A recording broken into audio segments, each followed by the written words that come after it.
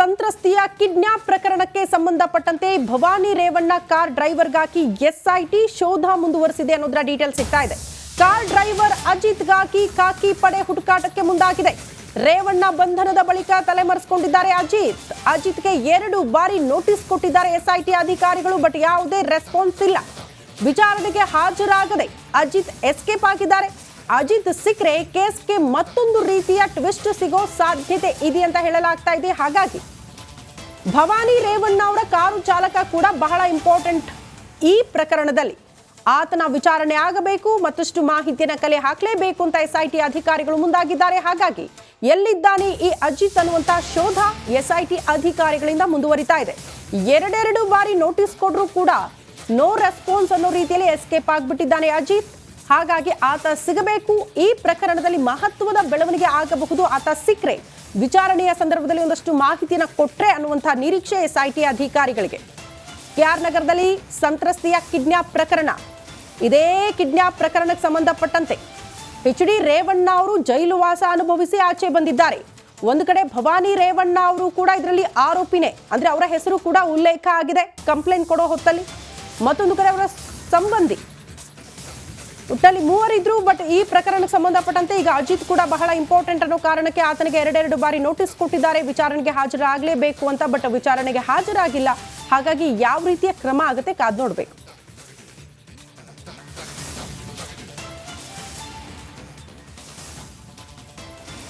ಎರಡು ಪ್ರಕರಣ ಎಚ್.ಡಿ. ರೇವಣ್ಣ ಅವ್ರಿಗೆ ಸಂಕಷ್ಟ ತಂದಿದ್ದು. ಒಂದು ಹೊಳೆನರಸೀಪುರದಲ್ಲಿ ದಾಖಲಾದಂತಹ ಲೈಂಗಿಕ ದೌರ್ಜನ್ಯ ಪ್ರಕರಣ, ಮತ್ತೊಂದು ಕೆಆರ್ ನಗರದಲ್ಲಿ ಕಿಡ್ನಾಪ್ ಪ್ರಕರಣ. ಈ ಕಿಡ್ನಾಪ್ ಪ್ರಕರಣ ಇದೆಯಲ್ಲ, ಇದು ಸಂಕಷ್ಟ ಯಾವ ರೀತಿ ಆಗಿಬಿಡುತ್ತೆ ಅಂದ್ರೆ ಪರಪ್ಪನ ಆಗ್ರಹ. ನಡಿ ಈಗ ಶುರು ಮಾಡೋಣ.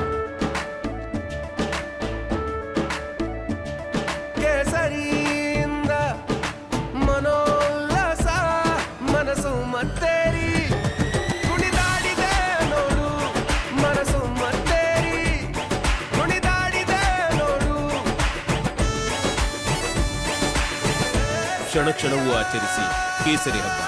ವಿಮಲ್ ಬಾಯಲ್ಲಿ ಹೇಳಿ ಕೇಸರಿ ಸೇರಿ ವಾಪಸ್ ಬರೋ ಮಟ್ಟಿಗೆ ಎಚ್.ಡಿ. ರೇವಣ್ಣ ಅವರಿಗೆ. ಬಟ್ ಪ್ರಮುಖವಾಗಿ ನಾವು ಗಮನಿಸಬೇಕಾಗಿರುವಂತಹ ವಿಚಾರ ಅಂದ್ರೆ ಎಚ್.ಡಿ. ರೇವಣ್ಣ ಅವರ ಹೆಸರು ಅಲ್ಲಿ FIR ನಲ್ಲಿ ಇರಲೇ ಇಲ್ಲ. ಆದ್ರೂ ಕೂಡ ಅವರ ಬಂಧನ ಆಯಿತು, ಕ್ರಮ ಕೈಗೊಳ್ಳಲಾಯಿತು ಅನ್ನೋದೇ ದೊಡ್ಡ ಮಟ್ಟದ ಆಕ್ರೋಶಕ್ಕೆ ಕಾರಣ ಆಗಿತ್ತು ಆ ಬಳಿಕ. ಆದ್ರೆ ಇಲ್ಲಿ ಪ್ರಮುಖ ಆರೋಪಿಗಳು, ಪ್ರಮುಖ ದೂರು ಇದ್ದಿದ್ದು ಭವಾನಿ ರೇವಣ್ಣ ಅವರ ಹೆಸರು ಅಲ್ಲಿ ಉಲ್ಲೇಖ ಆಗಿತ್ತು. ಬಟ್ ಅವ್ರಿಗೂ ನೋಟಿಸ್ ಕೊಟ್ಟಿದ್ರು, ಅವರು ವಿಚಾರಣೆಗೆ ಹಾಜರಾಗಿಲ್ಲ. ಬಟ್ ಅವರ ಕಾರು ಚಾಲಕ ಈಗ ವಿಚಾರಣೆಗೆ ಹಾಜರಾಗಬೇಕಾಗಿದೆ. ಆತ ಎಲ್ಲಿದ್ದಾನೆ ಅನ್ನುವಂಥ ಶೋಧ. ಈ ಬಗ್ಗೆ ಮತ್ತಷ್ಟು ಡೀಟೇಲ್ಸ್ ಅನ್ನ ಕೊಡ್ತಾ ಹೋಗ್ತಾರೆ ನಮ್ಮ ಪ್ರತಿನಿಧಿ ಅಜಯ್. ನೇರ ಸಂಪರ್ಕದಲ್ಲಿ ಜಾಯಿನ್ ಆಗ್ತಿದ್ದಾರೆ. ಅಜಯ್, ಈಗ ಪ್ರಶ್ನೆ ಇದ್ದಿದ್ದು ಈ ಅಜಿತ್, ಈತನ ಹಿನ್ನೆಲೆ ಎಷ್ಟು ವರ್ಷಗಳಿಂದ ಕೆಲಸ ಮಾಡ್ಕೊಂಡಿದ್ದಂತೆ. ಬಟ್ ಈ ಕಿಡ್ನಾಪ್ ಪ್ರಕರಣಕ್ಕೆ ಸಂಬಂಧಪಟ್ಟಂತೆ ಈತನ ವಿಚಾರಣೆ ಎಷ್ಟು ಇಂಪಾರ್ಟೆಂಟ್ ಆಗುತ್ತೆ ಈ ಪ್ರಕರಣದಲ್ಲಿ ಅಂತ.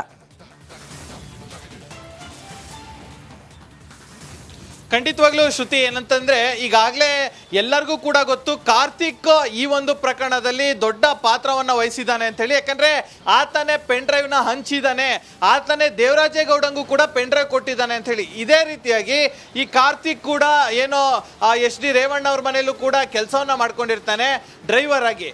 ಇದೇ ರೀತಿಯಾಗಿ ಏನು ಭವಾನಿ ರೇವಣ್ಣನವರ ಡ್ರೈವರ್ ಆಗಿ ಅಜಿತ್ ಕೂಡ ಕೆಲಸ ಮಾಡ್ಕೊಂಡಿರ್ತಾನೆ. ಸೊ ಹೀಗಾಗಿ ಇವರೆಲ್ಲರೂ ಕೂಡ ಒಂದೇ ಮನೆಯಲ್ಲಿ ಡ್ರೈವರ್ ಆಗಿ ಕೆಲಸ ಮಾಡ್ಕೊಂಡಿದ್ರಿಂದಾಗಿ ಎಲ್ಲರಿಗೂ ಕೂಡ ಸಂಪರ್ಕ ಕೂಡ ಇತ್ತು. ಜೊತೆಗೆ ಅವನ ಬಳಿನೂ ಕೂಡ ಕೆಲವೊಂದು ಎವಿಡೆನ್ಸ್ಗಳು ಇತ್ತು ಅನ್ನೋದ್ರ ವಿಚಾರಗಳು ಕೂಡ ಈಗಾಗಲೇ ಗೊತ್ತಾಗಿರುವಂಥದ್ದು. ಸೊ ಈ ಒಂದು ನಿಟ್ಟಿನಲ್ಲಿ ಆತ ಸಿಕ್ಕಿದ್ರೆ ಏನಾದರೂ ಒಂದು ಮಾಹಿತಿ ಸಿಕ್ಕೇ ಸಿಗುತ್ತೆ ಅಂತೇಳಿ ಕೂಡ ಈಗಾಗಲೇ SIT ಕೂಡ ತಲೆ ಕೆಡಿಸ್ಕೊಂಡು ಆತನಿಗಾಗೂ ಕೂಡ ಸಾಕಷ್ಟು ಹುಡುಕಾಟವನ್ನ ಕೂಡ ಮಾಡ್ತಾ ಇದೆ. ಆದರೂ ಕೂಡ ಆತ ಎಲ್ಲೂ ಕೂಡ ಕಾಣಿಸ್ತಾ ಇಲ್ಲ. ಯಾಕಂದ್ರೆ ಕಾರ್ತಿಕ್ ಜೊತೆ ಈತ ಕೂಡ ಸಂಪರ್ಕದಲ್ಲಿದ್ದ ಅಂತ ಹೇಳಿ ಈಗಾಗಲೇ ಗೊತ್ತಾಗಿರುವಂಥದ್ದು. ಸೊ ಕಾರ್ತಿಕ್ ಈತನ್ಗೂ ಏನಾದರೂ ವಿಡಿಯೋಸ್ನ ಕೊಟ್ಟಿದ್ದ, ಈತನ ಹತ್ರನೇ ಬೇರೆ ಏನಾದ್ರು ವಿಡಿಯೋಸ್ಗಳೇನಾದ್ರು ಇದೆಯಾ, ಇವರೆಲ್ಲರೂ ಕೂಡ ಒಟ್ಟಾಗಿ ಸೇರ್ಕೊಂಡು ಈ ರೀತಿಯಾಗಿ ಏನಾದ್ರು ಮಾಡಬೇಕು ಅಂತ ಹೇಳಿ ಪ್ಲಾನ್ ಮಾಡಿದ್ದಾರ. ಈ ಎಲ್ಲ ಆಂಗಲ್ ಅಲ್ಲೂ ಕೂಡ ಒಂದು ಸಾಕಷ್ಟು ಪ್ರಶ್ನೆಗಳು ಕೂಡ ಈಗಾಗಲೇ SIT ಮುಂದೆ ಇರುವಂತದ್ದು. ಈ ಒಂದು ನಿಟ್ಟಿನಲ್ಲೂ ಕೂಡ ಈಗಾಗಲೇ ಅಜಿತ್ ಸಿಕ್ಕಿದ್ರೆ ಯಾವ್ದಾದ್ರು ರೀತಿಯಾಗಿ ಈ ಒಂದು ಕೇಸ್ ನಲ್ಲಿ ಬೇರೆ ರೀತಿಯಾದಂತ ಲೀಡ್ ಸಿಗತ್ತೆ ಅಥವಾ ಮೂವ್ಮೆಂಟ್ ಆಗತ್ತೆ ಅನ್ನೋ ಒಂದು ಕಾರಣದಿಂದಾಗಿ ಅಜಿತ್ಗಾಗಿ ಕೂಡ ಈಗಾಗಲೇ SIT ಹುಡುಕಾಟವನ್ನ ಮುಂದುವರಿಸಿದ್ದಾರೆ ಅಂತ ಹೇಳ್ಬೋದು ಶ್ರುತಿ. ಓಕೆ ಅಜಯ್, ಧನ್ಯವಾದಗಳು ತಮ್ಮೆಲ್ಲ ಮಾಹಿತಿಗೆ.